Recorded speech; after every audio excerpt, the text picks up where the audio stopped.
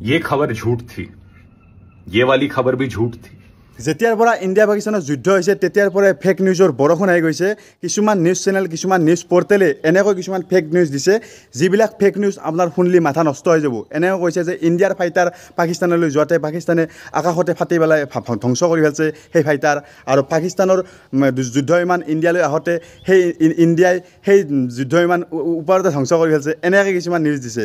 আৰু আপোনাৰ নিজে ভাবি চাওক, যিবিলাক আমাৰ ভাৰতীয় জোৱানে নিজৰ দেশৰ কাৰণে, দেশ মাতৃৰ কাৰণে, আমাৰ বৰ্ডাৰত আমাৰ কাৰণে যুঁজি আছে, তেওঁলোকৰ নিজৰ জীৱনটোৰ কথা নাভাবি, তেওঁলোকৰ ল'ৰা ছোৱালীৰ কথা নাভাবি, নিজৰ পৰিয়ালটোৰ কথা নাভাবি মৃত্যুৰ পথত দৌৰি আছে। সেইকাৰণে সেই টাইমত আমাৰ নিউজ পৰ্টেল, নিউজ চেনেলবিলাকে TRP পিছত দৌৰি আছে, ভিউজৰ পিছত দৌৰি আছে, পইচাৰ পিছত দৌৰি আছে।